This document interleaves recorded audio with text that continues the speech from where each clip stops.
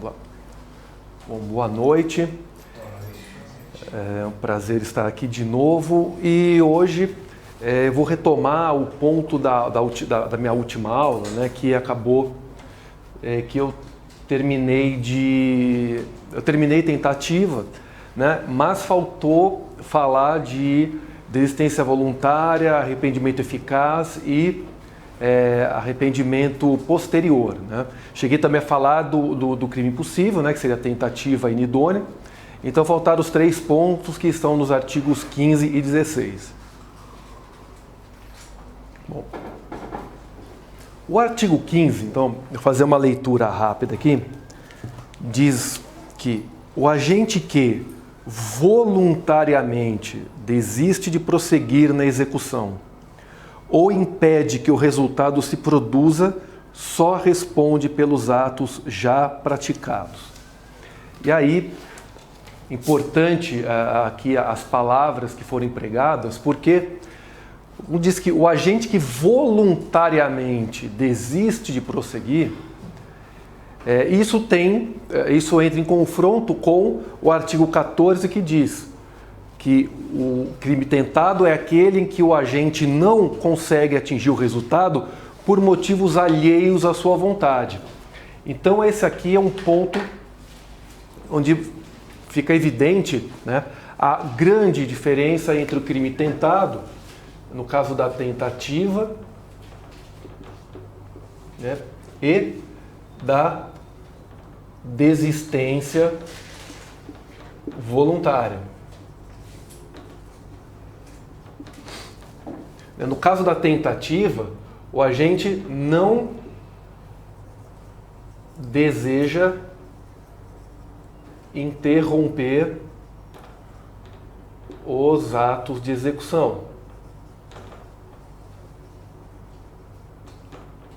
Já no caso da desistência voluntária, o sujeito desiste de prosseguir nos atos de execução.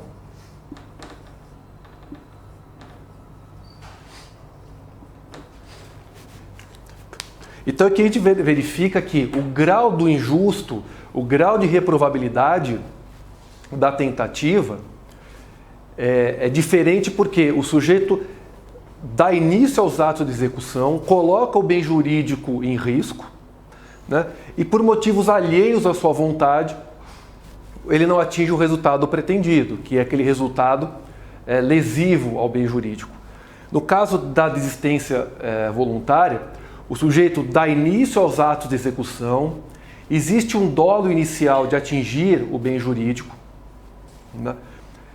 Há a exposição do bem jurídico a perigo e o sujeito voluntariamente cessa os atos de execução, né, para não atingir o resultado que era pretendido inicialmente. Então, ao invés de haver uma progressão criminosa, né, o dolo evoluir de uma conduta menos grave para uma mais grave, aqui é o contrário. O sujeito tem um dolo inicial de praticar o crime e, posteriormente, ele passa a ter o dolo de interromper a conduta criminosa, interromper os atos de execução. Só que como o agente deu início aos atos de execução e colocou em risco o bem jurídico tutelado pela norma, a lei diz que ele responde por aquilo que ele praticou, pelos danos que ele praticou até a desistência do resultado. Então, aí o caso mais fácil para entender é pegando o caso, por exemplo, de alguém que pretende matar uma pessoa esfaqueando, né? E após dar a primeira facada, ao ver que a vítima está agonizando de dor, que a vítima está sofrendo, o sujeito desiste de prosseguir, né? E a vítima não vem a falecer. E aí ele responde pela lesão praticada, né, até o momento da desistência. Então aqui está a grande diferença entre a tentativa e a desistência voluntária. Já na tentativa, o grau de injusto é maior, e a gente percebe que é maior porque aplica-se a mesma pena do crime consumado com a redução. Já no caso da desistência voluntária, aplica a pena daquele crime que se configura pelo resultado que ele atingiu até o momento da desistência. Tudo bem? Alguma dúvida?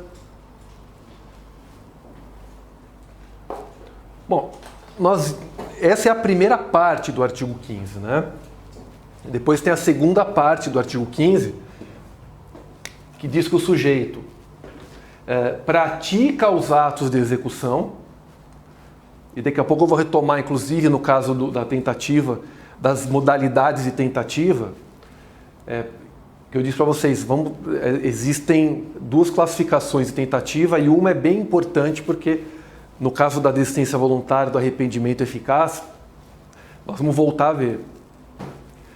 Mas existe aqui a segunda parte do artigo 15, que diz o seguinte: se o sujeito pratica os atos de execução e antes de atingir o resultado pretendido, ele se esforça para evitar o resultado, né, ele também responde somente pelo resultado que foi atingido. Então aqui, que diz, se o sujeito impede que o resultado se produza, só responde pelos atos já praticados.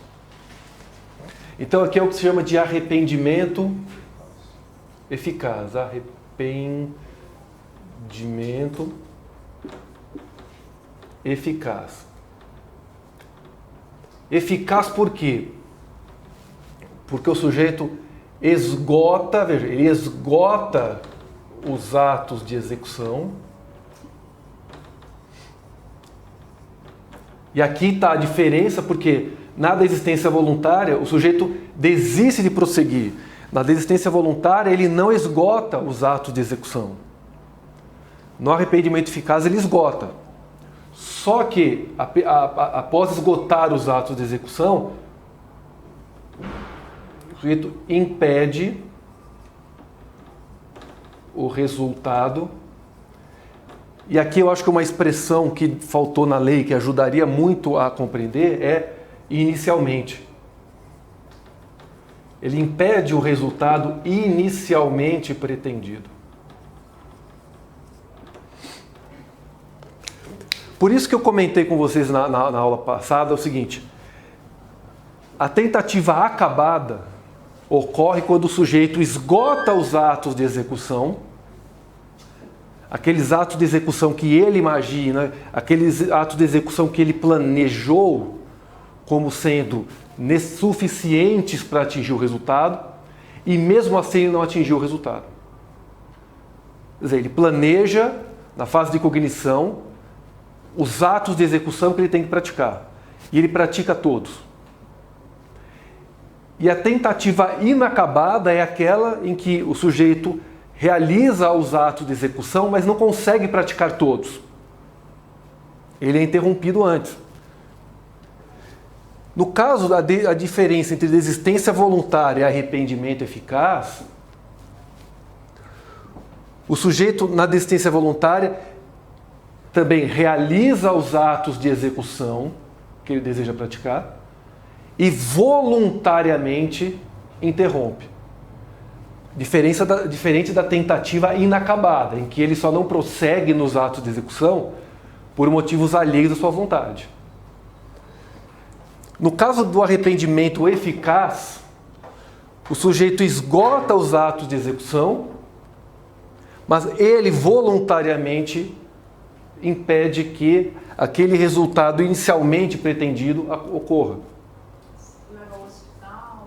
Levar ao hospital, por exemplo, prestar socorro. Isso. Qualquer conduta que demonstre que ele não quer mais aquele resultado inicialmente pretendido.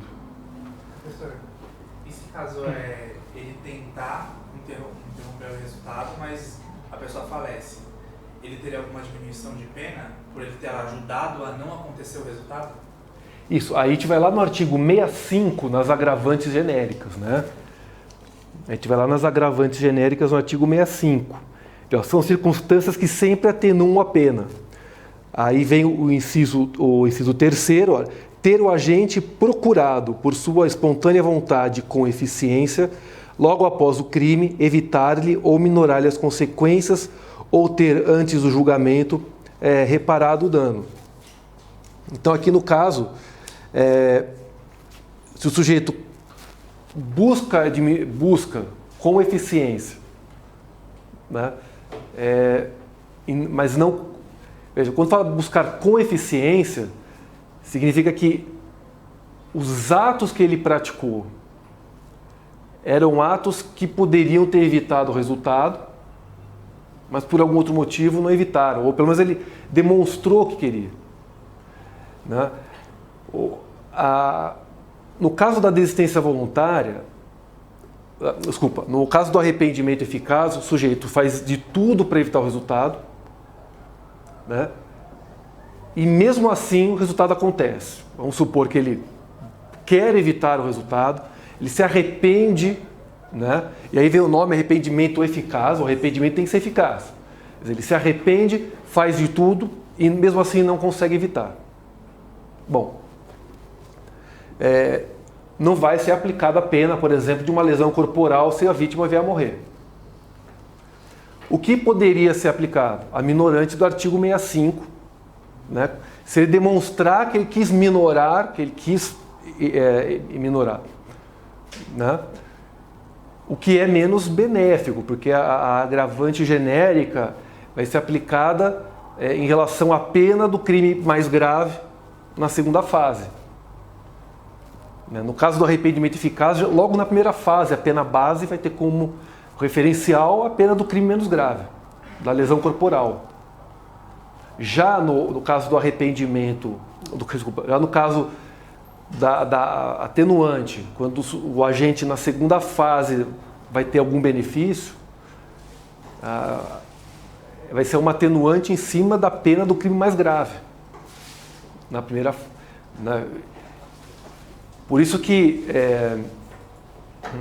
está na segunda fase aqui, né? E veja, o sujeito tem que minorar, tem que mostrar que ele quis ou evitar ou pelo menos diminuir as consequências. Aqui ele tem que evitar aquele resultado pretendido. Então o arrependimento eficaz, em tese, ele só caberia em crimes materiais? Em crimes plurissubsistentes, né? Porque se o crime é unissubsistente, no caso da maioria dos crimes formais, que o crime é unissubsistente, praticou uma única conduta e está consumado, né? Não daria assim, juridicamente seria impossível para o sujeito desistir se ele... Porque o momento que o único ato de execução exigido já coincide com a consumação. Aí não dá tempo, né? Então aí, se o crime admite a tentativa, porque ele é plurissubsistente, e normalmente os crimes materiais são plurissubsistentes, aí sim caberia o arrependimento eficaz. No caso dos crimes formais, que normalmente não admitem a tentativa, porque são unissubsistentes, aí não admitiria. Com exceção, por exemplo, daqueles crimes,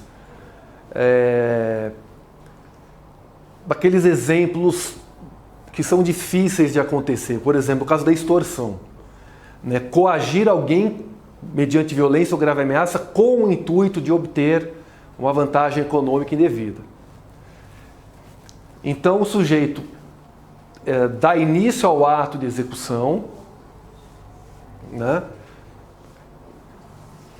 De maneira que ele faz um bilhete, por exemplo, por escrito, faz uma ameaça por um bilhete. Bom, esse bilhete, antes de chegar ao destinatário, ele próprio vai lá e recolhe. Vejo que não caberia arrependimento eficaz, porque a partir do momento que aquele bilhete chega, se for capaz de provocar o temor na pessoa de ameaçar, já está consumado, né, o crime, e obtendo ou não a vantagem devida, isso já não é importante para a consumação. Mas cabe a desistência voluntária. Por exemplo, o sujeito emitiu, da mesma forma que cabe a tentativa, se o bilhete é interceptado antes de chegar para a testemunha, para a vítima, se o bilhete é interceptado antes de chegar para a vítima, cabe tentativa, apesar de ser um crime formal. Então também caberia desistência voluntária. O sujeito iniciou o ato de execução e ele voluntariamente interrompe. Ou até mesmo crimes contra a honra, ali, no caso de uma injúria por escrito. A pessoa manda um bilhete ofendendo, assim, colocando ofensa de baixo calão contra alguém. Ele emite o bilhete. Esse bilhete pode ser interceptado, no caso de uma tentativa, por um terceiro, ou o próprio agente pode desistir voluntariamente. E aí ele responde pelos atos, pelos resultados até então obtidos. Como não teve resultado nenhum, seria um caso de desistência voluntária, né, em que não haveria pena alguma, porque não chegou a ter qualquer resultado juridicamente considerável. Mas esses são aqueles raros exemplos, né? Porque normalmente, hoje é muito difícil falar em enviar bilhete com ameaça, enviar bilhete com recompensa. Se bem que no caso de alguns provedores de e-mail, por exemplo, dão um prazo. Quando você manda um e-mail para alguém, dá um prazo e você pode recolher aquele e-mail e impedir que ele chegue ao destinatário. Tem um prazo. A mesma coisa o WhatsApp também. Você manda uma mensagem, você pode desistir, tem alguns minutos para desistir. E se a pessoa não leu aquela mensagem até então, ela foi enviada, a pessoa não teve acesso, não dá para se falar que o receptor recebeu, né? Então, tirando o exemplo do bilhete para a tecnologia hoje, há casos que caberia a desistência voluntária. A pessoa, você manda uma ofensa para alguém, aí a pessoa, a mensagem chegou para a vítima, só que você vai lá e apaga logo em seguida. Antes de ter a consumação, se a pessoa leu, já foi. Já está consumado. Tá? Tudo bem? Então entenderam aqui as diferenças então, entre a tentativa, a diferença e a relação, né, entre a desistência voluntária e o arrependimento eficaz. Tudo bem?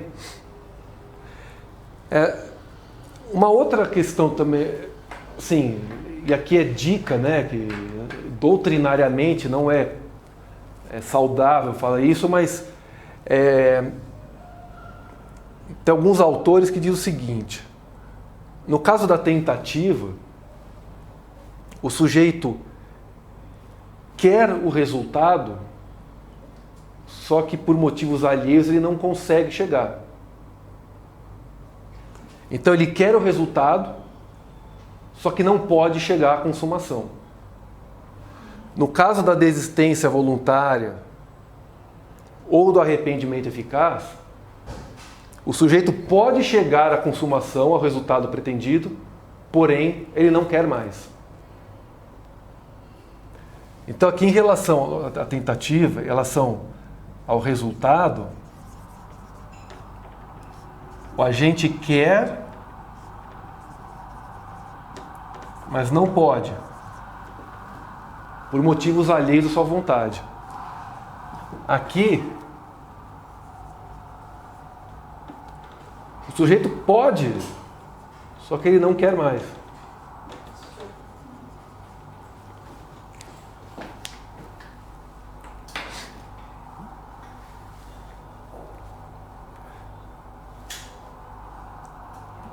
Tudo bem?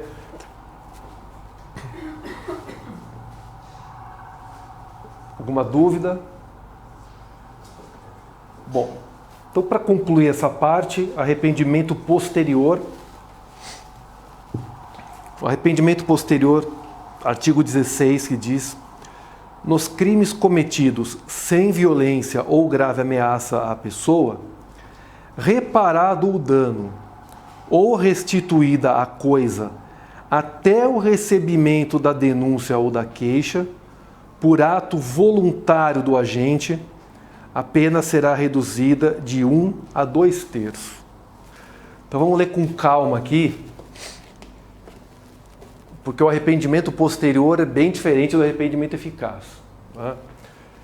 Então, lê de novo com calma. Nos crimes cometidos sem violência ou grave ameaça à pessoa, então já demonstra aqui que se tiver algum crime que envolva constrangimento ilegal, como roubo, extorsão, lesão corporal, não se aplica o arrependimento posterior.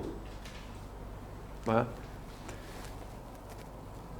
Reparado o dano ou restituída a coisa, então chega à conclusão que aqui o crime foi consumado, houve o dano ao bem jurídico, por isso que o artigo fala em reparado o dano ou restituída a coisa, quer dizer, o objeto do crime foi atingido.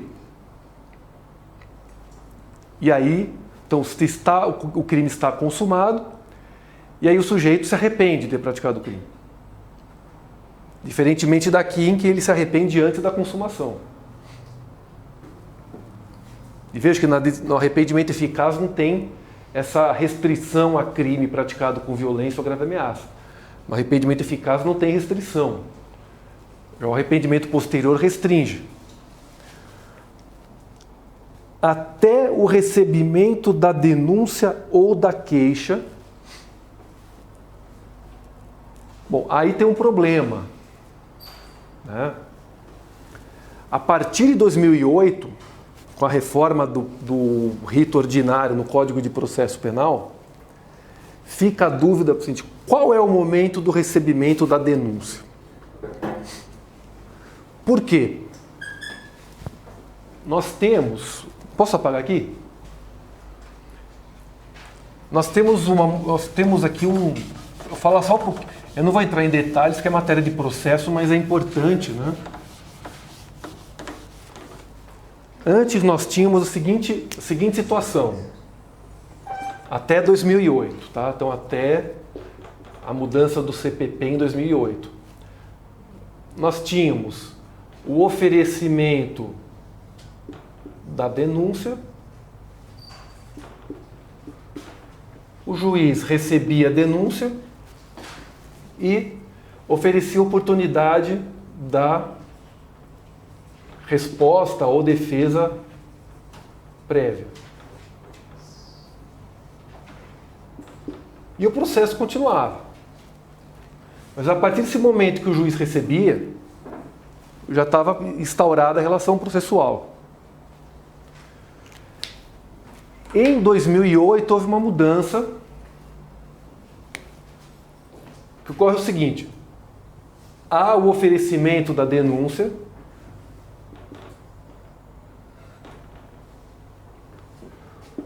o juiz faz uma prévia análise, né? E aí fica a dúvida, né? Isso já é o recebimento da denúncia, por quê? Porque o juiz, se analisar que não há justa causa para ação penal, ele já pode rejeitar de cara. Ora, se ele entender que tem justa causa para ação, ele remete, então aqui ele faz uma análise prévia, né? Se ele entender que não é caso de rejeição, ele encaminha para a parte oferecer a defesa. Deixa eu pagar.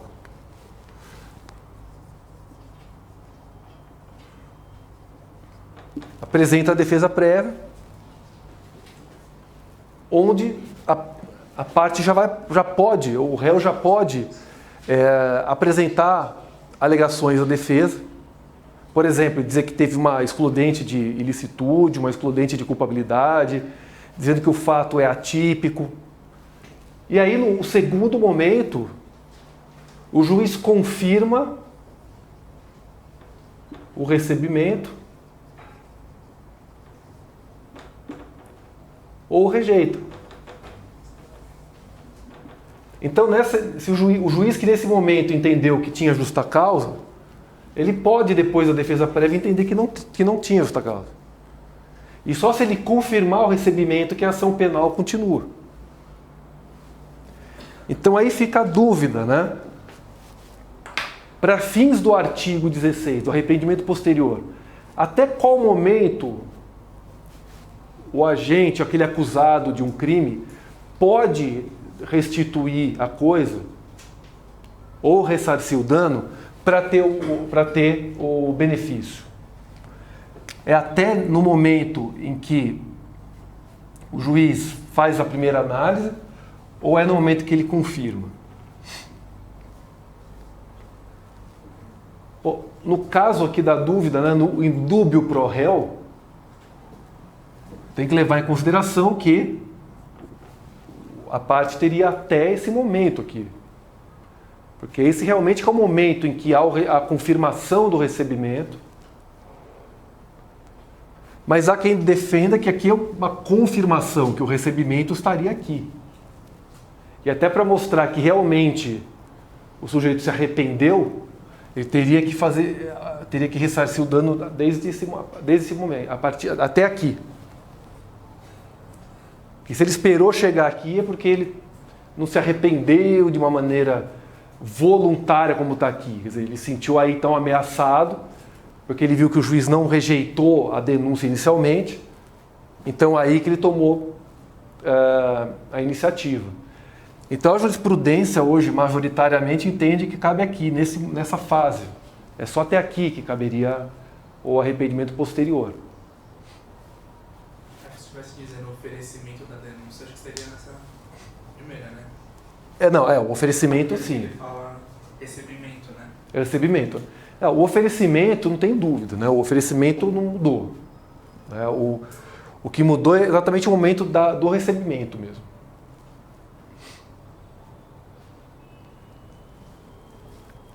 Tá. Então, se todos esses requisitos estiverem presentes, a pena será reduzida de 1 a 2/3.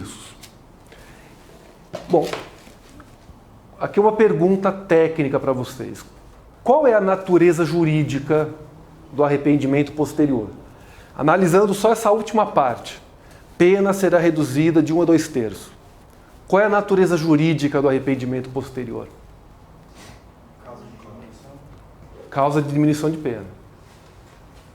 O arrependimento posterior, da mesma forma que a tentativa, tem a natureza jurídica de uma causa de diminuição de pena. Isso é aplicado na terceira fase da aplicação. Tá? Eu estou falando isso porque é importante acostumar já com essa linguagem.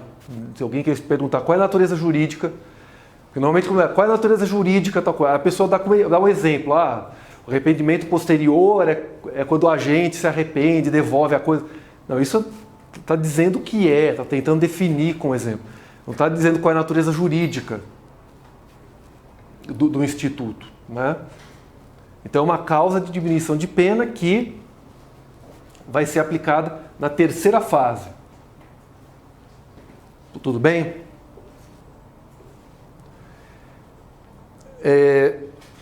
Bom, no caso então, se houver violência ou grave ameaça, se o sujeito, depois, mesmo já durante o processo, de alguma forma quiser reduzir o dano causado, a gente volta lá para o artigo 65 também, para as atenuantes genéricas, ele vai ter direito a uma atenuante, só que a atenuante é muito menos benéfica do que uma causa de diminuição. Porque a atenuante genérica, a causa de diminuição, na terceira fase, é diminuição de 1 a 2/3 do total da pena já calculada na primeira e na segunda. É que é uma questão matemática, né? Porque já na causa de diminuição, se o sujeito tem direito à diminuição na segunda fase, na terceira, quando tiver uma causa de aumento, aquela pena diminuída pode voltar ao patamar que estava antes, se tiver uma causa de aumento, por exemplo. Então é mais benéfico que tenha uma causa de diminuição na terceira fase que na segunda. Até porque também se tiver uma circunstância desfavorável na primeira, aí tem uma causa de diminuição, aí tem uma atenuante na segunda. Então, vamos voltar, rebobinar. Se tem uma circunstância prejudicial na primeira fase da aplicação da pena, e depois tem uma atenuante genérica na segunda, o juiz pode anular. Fala, uma anula a outra. Agora, causa de diminuição, não.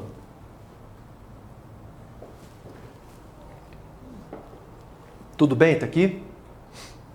Então, agora sim, encerrei o conteúdo da primeira aula. Vamos passar para a segunda, que é antijuridicidade. Tá? Bom, o que vocês entendem por antijuridicidade? Posso apagar aqui? O que vocês entendem por antijuridicidade?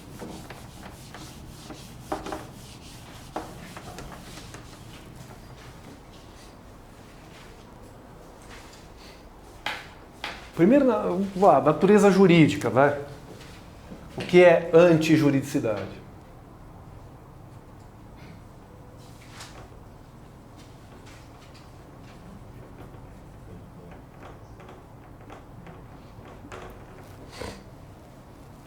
Vamos lá, então.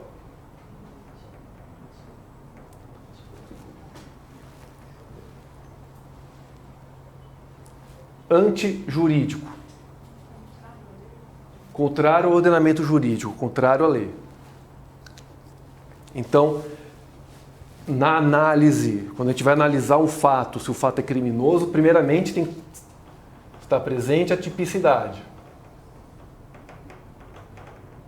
A tipicidade objetiva, subjetiva, a antijuridicidade e, por fim, a culpabilidade.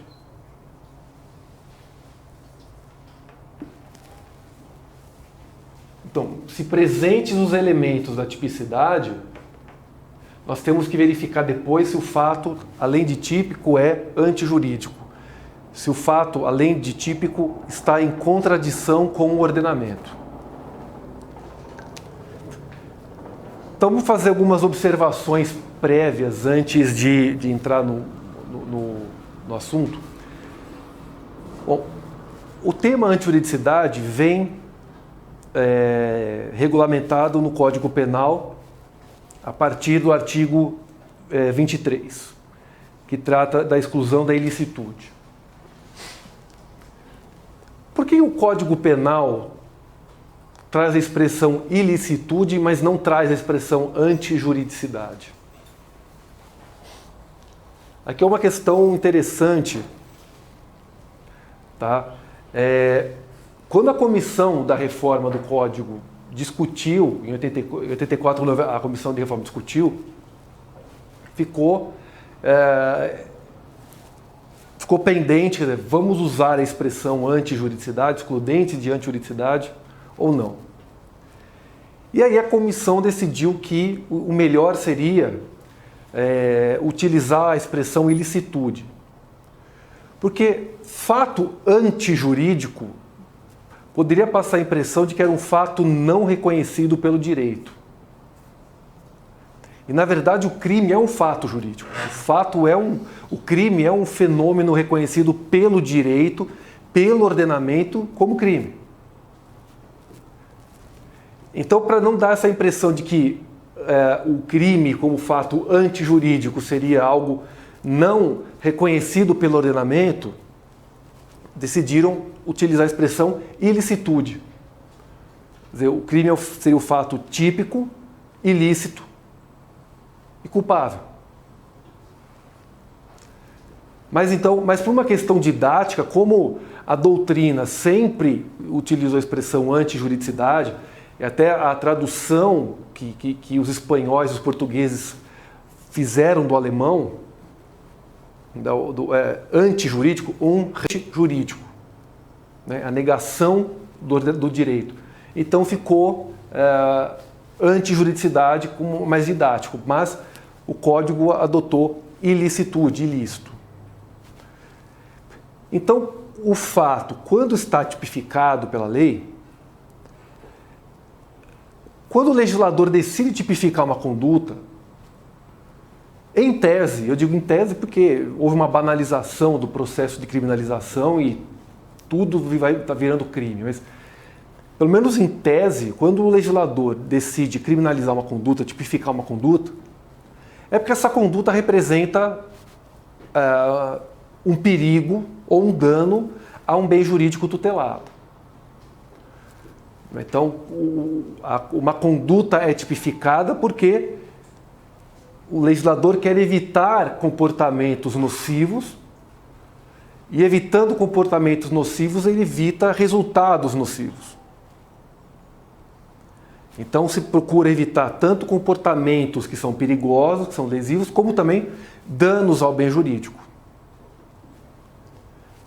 Partindo dessa premissa, sempre que o legislador tipifica uma conduta, essa conduta, ao mesmo tempo, é contrária ao ordenamento jurídico. Porque o ordenamento jurídico não pode tolerar condutas que são prejudiciais a bens jurídicos. O ordenamento jurídico como um todo não pode permitir que pessoas pratiquem condutas que ponham em risco bens jurídicos. Então, a partir daí, se chega à conclusão, da maioria da doutrina, de que sempre que um fato é típico, sempre que estão presentes os elementos da tipicidade, há indícios de que ele também seja antijurídico. Ou seja, matar alguém é uma conduta lesiva ao bem jurídico vida. Então, quando alguém mata uma pessoa, há indício de que esse comportamento é antijurídico também, que esse comportamento é ilícito, que esse comportamento é contrário ao ordenamento. Se uma pessoa subtrai dinheiro de outra, há indícios de que essa conduta é contrária ao ordenamento, porque o ordenamento não pode permitir que pessoas sofram lesões patrimoniais. Então, quando um fato é típico, há indícios também que ele seja antijurídico. Excepcionalmente, o fato típico não é antijurídico. E é aí que entram as chamadas causas de justificação ou excludentes de ilicitude,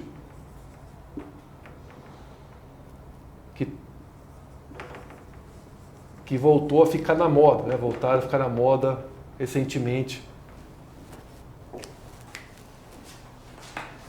Então, o que o legislador traz aqui no artigo 23, 24 e 25 são as situações excepcionais em que o fato típico não é antijurídico. São situações em que o ordenamento autoriza a prática do fato típico. Por isso esse nome, causas de justificação. Justificar aqui, tornar justo, tornar conforme o direito.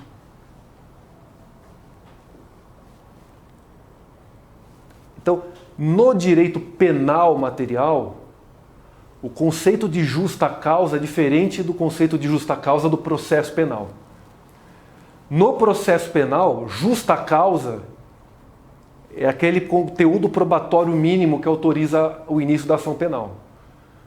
Então, quando houve ou lê uma decisão, olha, não há justa causa para ação penal. Significa, não tem um conteúdo probatório mínimo para dar início à ação penal. Não existem aí indícios mínimos de que pode haver uma condenação. Então, portanto, se houver o início da ação penal, isso significa constrangimento ilegal contra o réu. No direito penal material, justa causa é aquela circunstância que torna o fato conforme o direito, conforme o ordenamento. Vamos ver, por exemplo, no artigo Bom, vou esperar um pouquinho, daqui a pouco eu vamos pegar. Mas só para vocês entenderem então que quando houver justa causa no direito material, significa que o fato, apesar de ser típico, tem autorização da lei para ser praticado no caso concreto. E aí tem que verificar se os requisitos estão presentes. Tudo bem? E aqui uma coisa importante, tá? Nas excludentes de antijuridicidade, o fato inicialmente é típico porque há uma lesão ao bem jurídico. Então há um confronto entre bens jurídicos. E aí um é sacrificado para preservar o outro. Vou pegar o exemplo da legítima defesa. Se alguém me agride injustamente, eu dou um soco na cara da pessoa para que aquela pessoa cesse a agressão, o bem jurídico, integridade física daquela pessoa foi atingido. Mas a lei autoriza que aquele bem jurídico seja sacrificado para proteger o outro, que é a minha integridade física, que corre perigo de maneira injusta. Veja, injusto.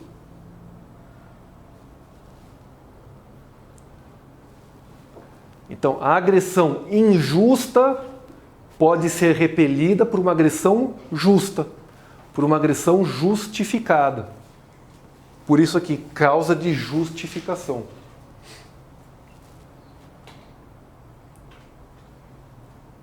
Tudo bem? Bom, então como há confronto, há um conflito, na verdade não seria a palavra confronto, mas também pode ser utilizado conflito, né? Há conflito entre bens jurídicos.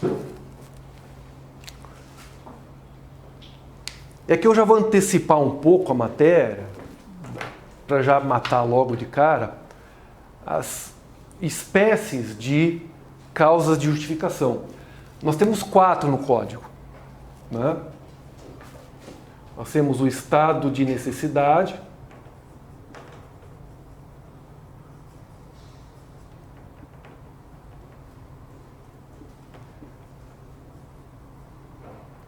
a legítima defesa,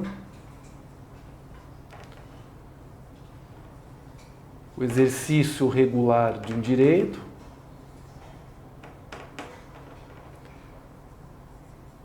e o estrito cumprimento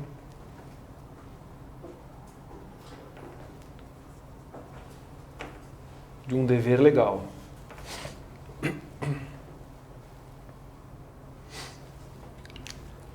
Os autores mais tradicionais, né, costumam dizer que existe uma quinta causa, uma quinta excludente de licitude, que seria uma causa supralegal, que não está na lei, que seria o consentimento do ofendido. Então, alguns autores colocam o consentimento do ofendido como uma causa supralegal. Ora, os autores mais modernos não reconhecem o consentimento como uma causa excludente de ilicitude, como uma causa de justificação. Por quê? O consentimento foge da regra das causas de justificação da lei. Porque nessas 4 hipóteses aqui, há um conflito entre bens jurídicos e um se sobressai, e um é preservado. No caso do consentimento, é o contrário. Não há conflito porque o titular do bem jurídico abre mão da tutela do Estado.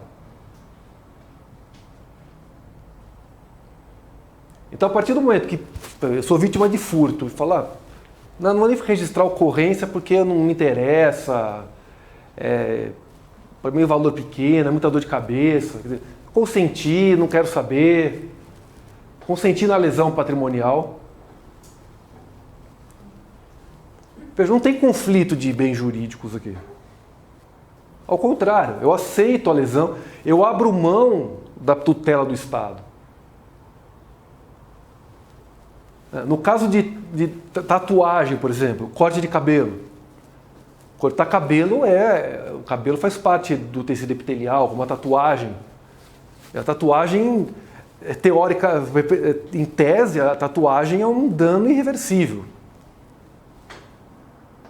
Porque só com cirurgia que sai, não é naturalmente. Agora, por que não é crime fazer tatuagem? Porque a pessoa consente. Cortar o cabelo não é crime, porque há consentimento. Veja, tem conflito de bens jurídicos aqui? Não. Então os autores, a doutrina mais moderna, reconhece que o consentimento válido é uma excludente de tipicidade. Porque a partir do momento que o titular do bem jurídico abre mão da tutela do Estado, não há lesão ao bem jurídico relevante a ser reprimida.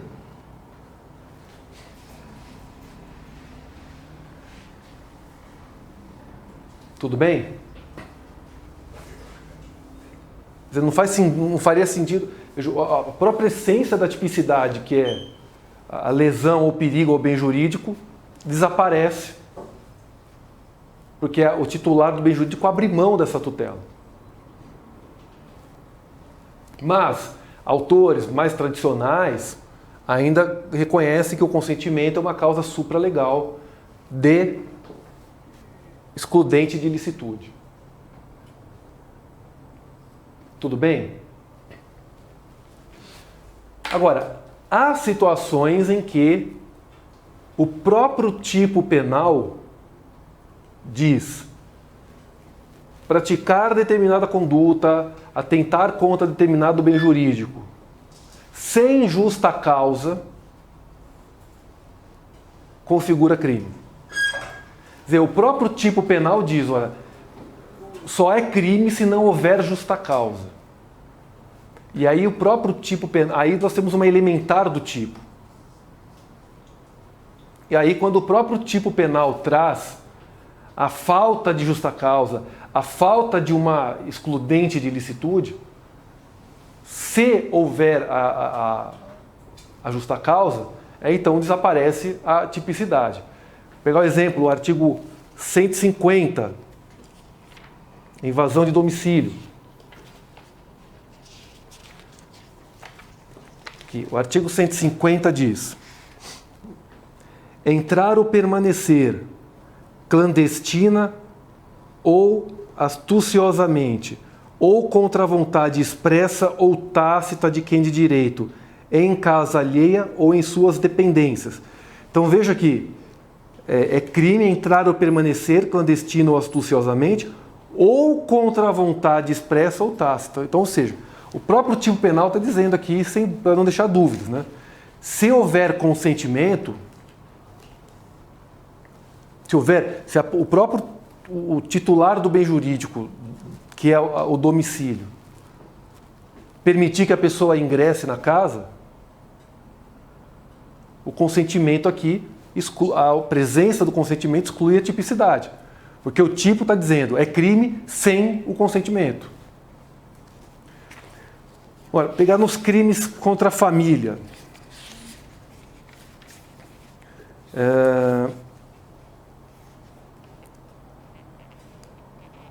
Aqui, artigo 244, abandono material. Deixar sem justa causa de prover a subsistência do cônjuge ou de filho menor de 18 anos, ou inapto para o trabalho, ou de descendente, ou deixar sem justa causa de socorrer descendente ou ascendente gravemente enfermo. Veja que aqui o próprio tipo penal está dizendo: é crime deixar sem justa causa de prover a subsistência de filho menor de 18. Se a pessoa não tiver realmente condições, se o sujeito tem o mínimo para se manter, para uma alimentação, o mínimo para ter a sua subsistência. E com isso ele não tem condições de prover a subsistência do cônjuge, do filho menor de 18, e ficar com. E aí então, bom, se ele está numa situação de necessidade, ele não pode abrir mão da sua subsistência para o filho menor. Então, e o próprio tipo penal está dizendo, olha, sem justa causa. Então, se houver justa causa, o fato se torna atípico porque a falta de justa causa é elementar do tipo. Agora, essa expressão sem justa causa nem precisaria estar aqui. Se o crime, ao invés de ser deixar sem justa causa de prover a subsistência do cônjuge ou do filho menor, se o crime fosse deixar de prover a subsistência do cônjuge ou de filho menor, a presença da justa causa, por exemplo, estado de necessidade, eliminaria o crime da mesma forma, só que em vez de tornar o fato atípico, tornaria o fato lícito ou jurídico, porque eliminaria a antijuridicidade, não a tipicidade. Mas aí, nesse caso, acaba sendo um tipo penal aberto, né? Porque a justa causa não está limitada só a essas hipóteses de antijuridicidade. Vai ser uma justa causa em sentido amplo, né? Ou não? Para se entender a justa causa, a gente tem que... A lei entende como justa causa, como excludente de ilicitude. Então, o sujeito pode dizer o seguinte, olha, há uma disputa judicial com a minha ex-mulher para decidir com quanto cada um vai colaborar na criação do filho.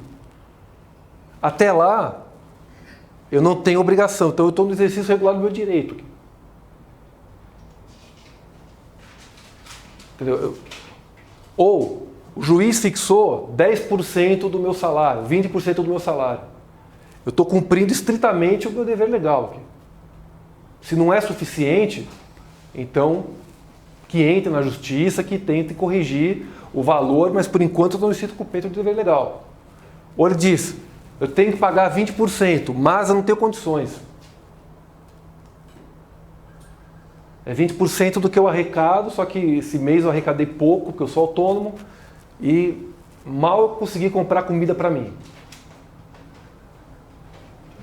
Eu pensei numa situação, por exemplo, de atentado contra a vida de ascendente e descendente, entende? Um atentado contra a vida que não se consuma, e aí você se vê obrigado a garantir a subsistência de uma pessoa que atentou contra a sua própria vida, ou a sua honra, ou qualquer outro tipo de bem jurídico, mesmo você ter que garantir a subsistência dela. Se isso não seria uma justa causa para... A indignidade... Enquanto a lei não... Se por lei a pessoa tem a obrigação, enquanto a lei não declarar a indignidade, a pessoa é obrigada. O que pode ocorrer aí seria um erro de tipo permissivo. Quer dizer, um erro sobre a causa de justificação. Eu acredito que por ele ser meu filho, ter atentado contra a minha vida, eu não preciso pagar mais a pensão alimentícia. Ou meu filho me agrediu, me ofendeu nas redes sociais, então eu acredito que eu não preciso mais pagar, porque isso é uma ofensa. Mas peraí, mas você tem que esperar primeiro o juiz declarar isso numa ação de indignidade. Acabaria entrando no cumprimento do dever legal, né? No dever legal, existe lá de um direito, na verdade. É um direito meu não pagar a pensão porque foi exonerado. Isso. Né? A pessoa acredita não ter o direito que na verdade não existe ainda. Ou acredita que foi desobrigado do dever legal. Mas aí entra no erro de tipo permissivo, que é o erro sob uma causa de justificação. Tá? Tudo bem, então? Em relação aqui ao conceito de justa causa do direito penal. Então, quando o próprio tipo fala que o crime ocorre quando não houver justa causa, a presença da justa causa exclui a tipicidade. Tudo bem? Bom. Em relação também ao consentimento, Entenderam? Bom, eu não vou entrar na questão propriamente do erro, tá? Porque aí teria que entrar em outras questões, mas vou aproveitando a sua pergunta, no caso se o sujeito acredita que ele tem conhecimento que a sua conduta, de alguma forma, provoca um dano a um bem jurídico, mas ele acredita que existe uma situação legal que autoriza aquele comportamento, pode incidir aí num erro de tipo permissivo. Por isso que, assim, até no meu livro, eu faço a distinção, quando falo de erro de tipo, que o artigo 20 caput fala em erro de tipo. E o parágrafo 1º fala em discriminante putativa. Por que discriminante putativa? Discriminar significa o fato deixa de ser crime. Putativo por quê? Porque é falso, porque é imaginário. Então, discriminante putativa é aquela situação em que o sujeito imagina existir uma situação que transforme o seu comportamento em algo permitido, em algo não criminoso. Ele sabe que a sua conduta, se não tivesse uma circunstância, que não seria crime. Quer dizer, eu acredito que se meu filho não tivesse me ofendido nas redes sociais, eu realmente deveria pagar a pensão alimentícia para ele. Mas como ele me ofendeu, agora eu não preciso mais. Eu acredito que eu não preciso mais. Só que, na verdade, eu tenho que esperar uma decisão judicial, eu não sabia. Então, há um erro de avaliação sobre uma autorização dada pela lei.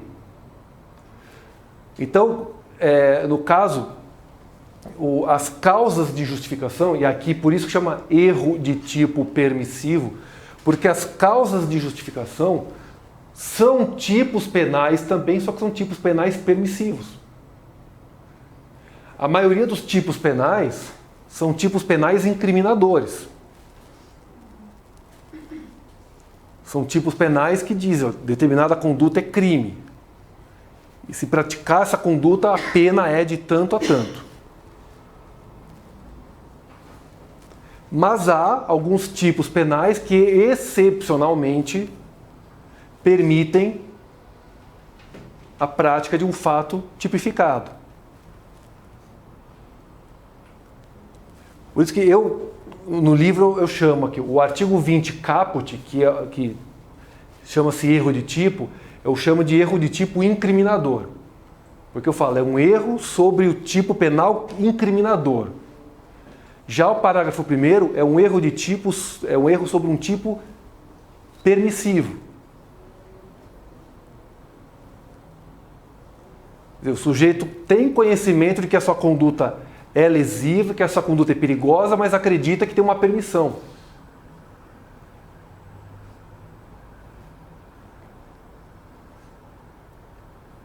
E aí, por acreditar que existe uma permissão,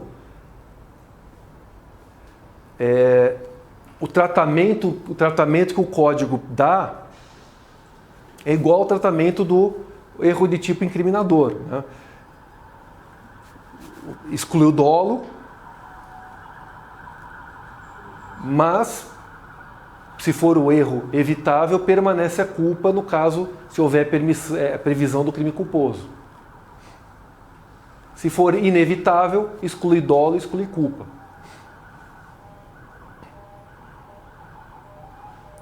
É o mesmo tratamento do erro de tipo incriminador do caput do artigo 20. Que o Código Doutor chama de teoria limitada da culpabilidade, né? E no caso de um erro sobre a ilicitude, um erro sobre a ilicitude não afeta a culpabilidade, mas afeta a própria tipicidade. O fato exclui o dolo, diferente do erro de proibição, que o erro de proibição afeta a própria culpabilidade. Por isso que a pena pode ser diminuída ou ela pode ser excluída. Tudo bem?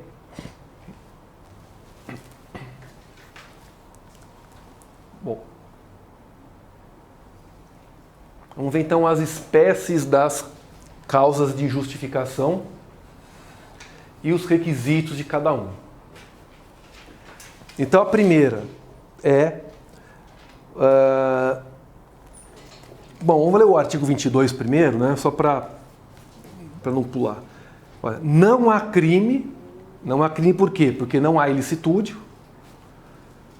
Então tem que fazer uma leitura conjunta do título, do artigo e do caput. Então tá, exclusão de ilicitude. Não há crime porque não há ilicitude quando o agente pratica o fato típico, em estado de necessidade, em legítima defesa, em estrito cumprimento de dever legal ou no exercício regular de direito. Primeira observação aqui. O artigo 24 trata do estado de necessidade, o artigo 25 da legítima defesa, mas nenhum artigo trata especificamente do exercício regular de direito e do estrito cumprimento de dever legal. Então, o conceito nós vamos extrair da própria nomenclatura. É o estrito cumprimento do dever legal, então não pode extrapolar. Exercício regular do direito. Ou seja, a pessoa não pode ir além daquilo que a lei autoriza a fazer.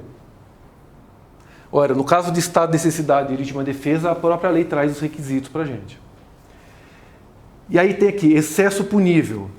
O agente, em qualquer das hipóteses desse artigo, responderá pelo excesso doloso ou culposo. E aqui, em relação ao excesso, é importante fazer uma observação aqui. O nosso código não adotou expressamente as excludentes de culpabilidade no caso do excesso. Então, por exemplo, no caso de excesso de legítima defesa, excesso de estado de necessidade, por exemplo, o código não adotou expressamente que isso pode ser uma excludente da culpabilidade. A doutrina e a jurisprudência, mais a doutrina propriamente do que até a jurisprudência, reconhecem já que nem sempre o excesso é punível. Porque, às vezes, o excesso... Veja, o excesso não exclui a antijuridicidade. Mas o excesso pode entrar aqui, ó, numa hipótese de inexigibilidade de conduta diversa. Tá, numa briga em que uma pessoa sozinha é agredida por duas pessoas. E aí, por uso de força desmedida, ele acaba matando uma dessas duas pessoas. Só que naquela situação específica não poderia exigir uma conduta diversa, porque o sujeito entrou numa situação de desespero, uma situação até de covardia, porque ele era agredido por duas pessoas. Para se defender, ele cedeu na força e acabou matando uma das pessoas que não queria matá-lo. Isso pode entrar numa situação de inexigibilidade de conduta diversa.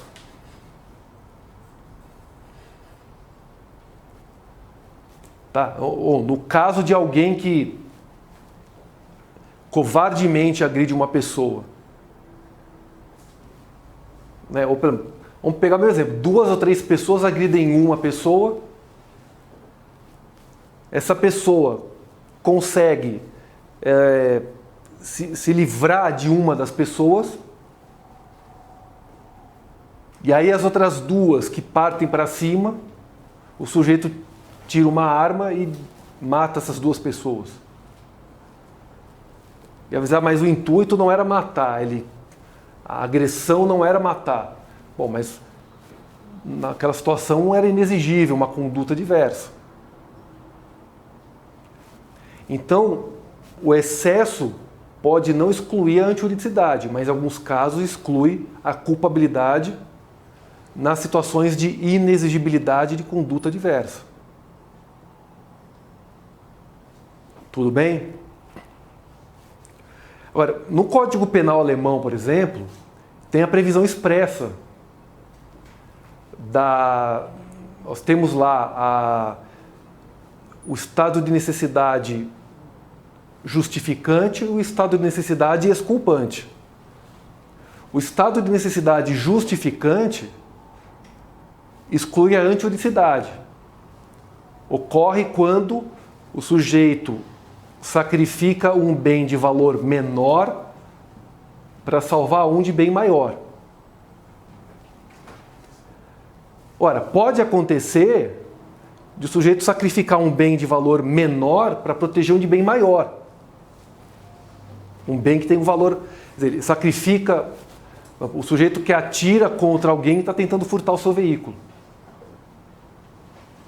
E aí entra na situação, no estado de necessidade exculpante. Exclui a culpabilidade. Mas no Código Alemão isso tem previsão expressa, né? Aqui a gente não tem. Isso é uma construção doutrinária. No caso de homicídio, é até mais fácil debater isso, porque no tribunal do júri os jurados não precisam justificar, eles não precisam fundamentar a decisão. E muitas vezes acontece isso. Aqui em São Paulo teve um caso, foi o ano passado, o júri, não se sabe por qual motivo que a polícia praticamente deixou a mulher. A mulher foi o seguinte, o caso foi o seguinte, uma criança foi abusada sexualmente, prenderam o sujeito, réu confesso, puseram o cara algemado numa sala na delegacia junto com a mãe da vítima. E uma arma na estante à vista. Quando a mulher soube que era ele, ela ficou com raiva, ela pegou a arma e disparou. Vai dizer, não tem uma situação, não tem legítima defesa, não tem nada. Já houve o abuso contra a criança. Bom, os jurados absolveram, entenderam que era um caso de inexigibilidade de conduta diversa. Eles não precisaram fundamentar.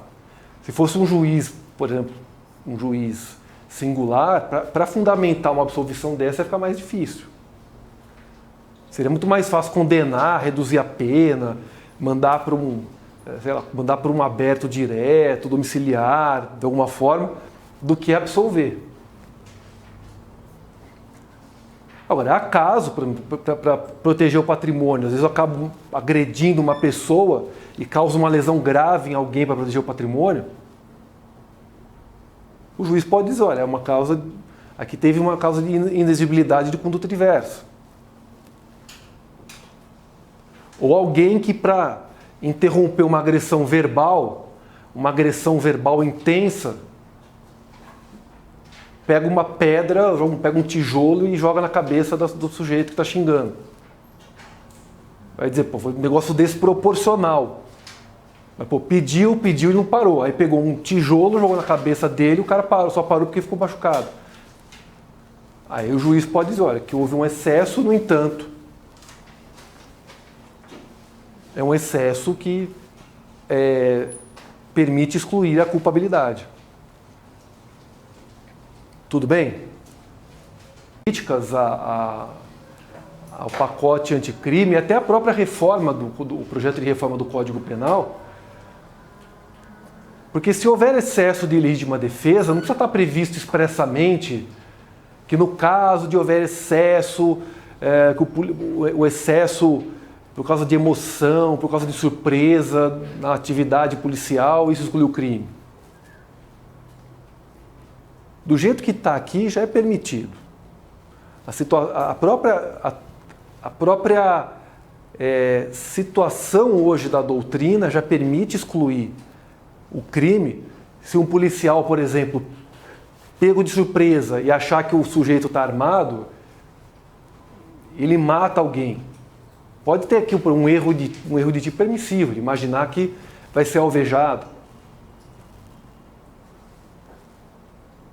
Por outro lado, no caso de uma execução sumária, ele pode dizer, eu fui pego de surpresa, então tem uma excludente aqui que me livra. Então não precisaria. Aliás, na verdade, o Código Penal precisaria de passar por uma ou outra mudança, assim, só, mas a parte geral, de uma forma assim genérica, é boa.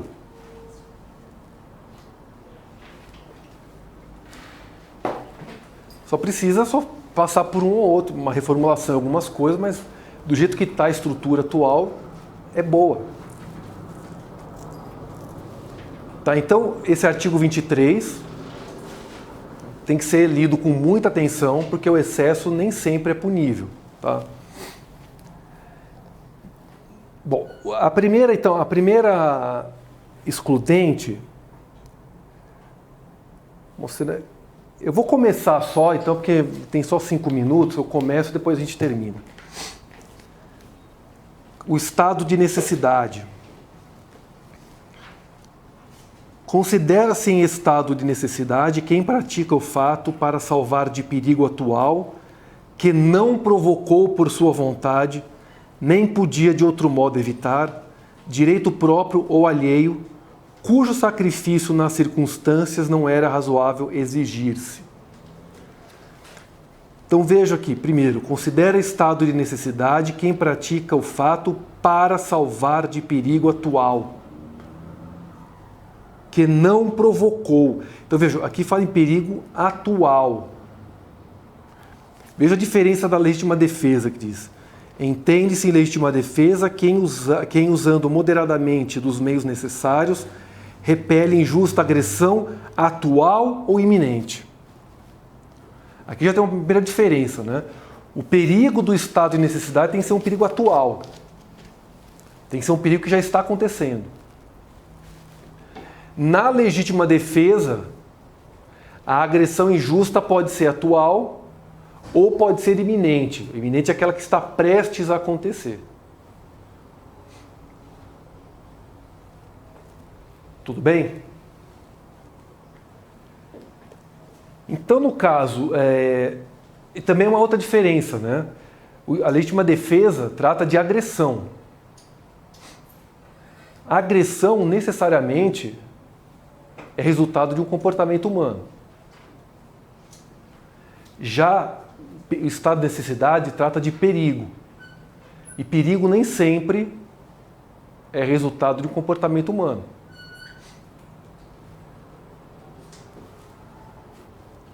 Vamos pegar um exemplo bem fácil. Um cachorro, um cão que parte para cima de alguém, demonstrando com o seu ato que vai atacar a pessoa. Comigo já aconteceu algumas vezes, assim, eu praticava corrida, né, fazia corrida de rua, fazia trilha, e às vezes passava por alguns lugares, assim, às vezes eu corria 15, 20 quilômetros e passava em frente a alguma casa, algum lugar que o muro era baixo, o cachorro pulava e saia correndo atrás. E aí tinha que sair, eu nunca precisei defender, porque eu sempre consegui correr, porque chega uma hora que o próprio cachorro sabe que ele conseguiu o intuito. Agora, se ele viesse para cima de mim, quem faz trilha, por exemplo, muitas vezes vai com um bastão, né? Não aquele bastão de equilíbrio, aquele que tem a trava embaixo para subir montanha ou para não escorregar. É um bastão mesmo que, se vier algum animal, alguma coisa para cima, aquilo lá é para repelir. Então, se vem um cão para cima de mim, eu estou com um bastão na mão, eu bato nele, posso até machucar, posso até matar o cão. Mas é uma situação de perigo, não de agressão. Aí é um estado de necessidade.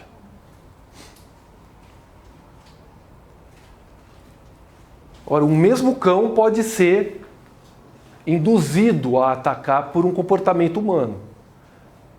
Aí é legítima defesa. Se o proprietário dá ordem para o cão atacar uma pessoa, aí tem um comportamento humano envolvido. Diferente daquele cão que naturalmente sai correndo atrás, ele não foi induzido por um comportamento humano. Então a agressão envolve sempre o comportamento humano. O perigo nem sempre. Imagina pegar um outro caso, um caso de alagamento, eu estou no meio da rua, a água começa a subir, começa a subir, começa a subir. Puta, vou escalar aqui o muro, vou pular o muro, vou entrar na casa aqui, porque pelo menos aqui o muro segura a água. Quer dizer, é uma situação de invasão de domicílio. Eu pulo o muro da casa de alguém sem autorização. O fato é típico. No entanto, havia o perigo de eu me afogar, o perigo até de ser levado pela correnteza das águas. Então, essa invasão de domicílio serviu para, de alguma forma, evitar o perigo de ser levado pelas águas. É um caso de natureza, é um problema da natureza aí, o excesso de chuva. Lembrando que o comportamento humano para configurar a agressão tem que ser simultâneo, né? Tem que ser uma situação que pode falar, mas se tem alagamento é porque a gente joga lixo no bueiro. Não, mas não é esse comportamento, se não é simultâneo à situação de perigo. Tudo bem? Então, vamos fazer uma pausa, depois a gente retoma, tá bom?